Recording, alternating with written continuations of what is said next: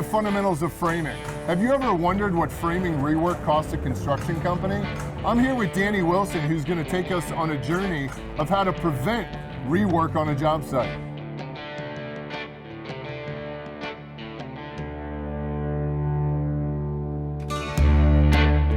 Besides cabinet redos, what are some other critical areas to catch?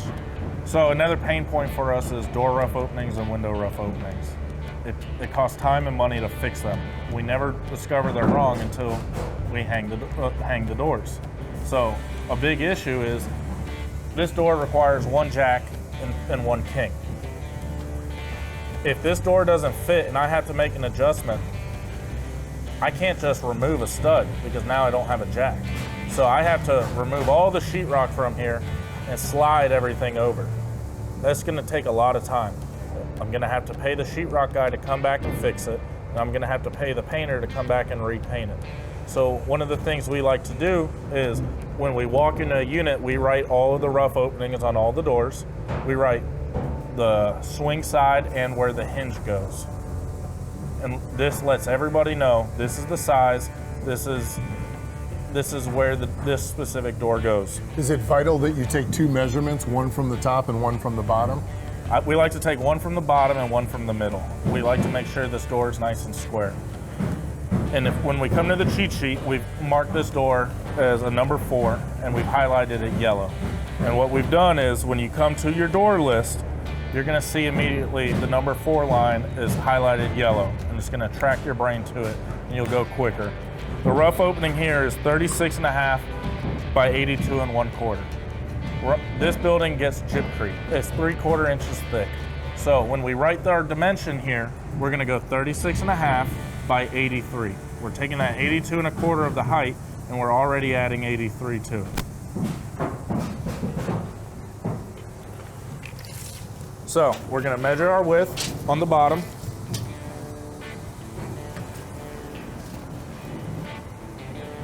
We're at 37, and we're at 36 3/4. This door is gonna fit perfectly. So now let's check our height. We're at 83 1/4 and 83 1/4. This takes into account our gypcrete because the gypcrete goes first. So after gyp, we're gonna have 82 1/2. The door is gonna fit wonderful. So what we do when it's right is we put a check mark and we put our initials. And what this does is it's a form of accountability. This door has been checked by Danny Wilson, or it has been checked by whoever and their initials are there. So Danny, are there checks and balances in place to make sure that you got it right? Or is it just one signature and that's enough? So that depends on your team. If you're training people, what it does is it lets you know somebody checked this door. You can go behind them and spot check them to make sure they're right. If they have a pattern of being wrong, it can let you know, I need to double check over this guy. So we're here at the window. Let's take a look at your cheat sheets. All right, so here we are at the window. I've got the structural portion of the cheat sheet focused right now, and it's calling for a double 2x10 header with a P4. Over to the right-hand side, I've got the post jam requirements, and a P4 on this floor calls for 3 kings and 2 jacks. So I've got my double 2x10, and I've got 2 jacks and 3 kings. So I'm good here. Structurally, I'm good. So now I'm gonna look at my architectural side of the cheat sheet. It's an E window. I'm gonna come down here, and an E window is a pair 3860 window. And that rough opening is 88 inches by 72.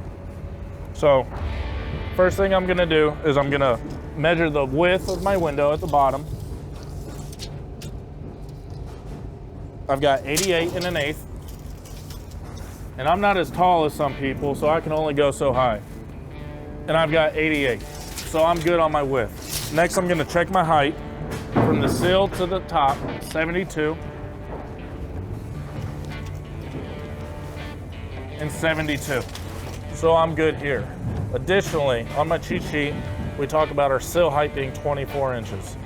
But we've got 3/4 gypcrete here, so we need to have 24 3/4. I got 25 and a half here and 25 inches here. So how would we fix this error? So it could be one of two things. The floor's out of level, ½ inch, or the studs aren't cut to the right size, the cripple studs. So what I'm gonna do here is I'm gonna mark it 24 3/4. I'm gonna put a line with an X below it. Okay, so the sill height's wrong and we need to lower the sill. If we lower the sill, now our opening is gonna be too big because we're at perfectly 72 inches. So when we lower it, we're gonna be too large. So now what we need to do is we need to add a piece of deadwood to the top of the window to decrease the height. And this will keep us at that true 72-inch rough opening. So whatever you're lowering it by, you have to add that same dimension on the header. Exactly. Next, I'm gonna mark it with green paint. And this is gonna attract their eye to it. When they walk in the unit, they're gonna see paint and they're gonna know they need to come over here and check it. We work on a 3-phase color system. Our first paint is orange, and this is our preliminary punch. The framers will tell us this unit's ready, so we'll go in and we'll mark any mistakes in orange. The guys will come and tell us, hey, we fixed everything. Now we'll go in with green paint and we'll double check and verify their work. If we catch anything wrong, we'll mark it in green.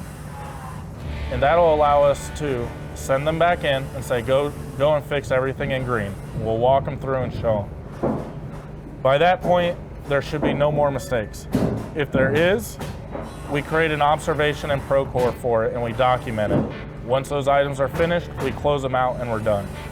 The last phase is when we release the MEP contractors in here. And what happens a lot of times is they make damages to the units. They cut studs out of the way, they move things, they damage beams. And before we call in for our inspection, we go back into the unit, we check for any structural damages caused by the MEP trades, and we mark it in blue. What this does is it helps us signify for back charges because the framers already completed this unit, we've signed off, and they're gonna wanna get paid to do rework. So we take our photos and we give them to the MEP contractors and we give them an opportunity to fix it. If they don't fix it, we send the framers in and we can now back charge the subcontractors so we're not having to pay out of our own pocket to fix these. Great. What's next? Next, we're gonna go check the bathroom.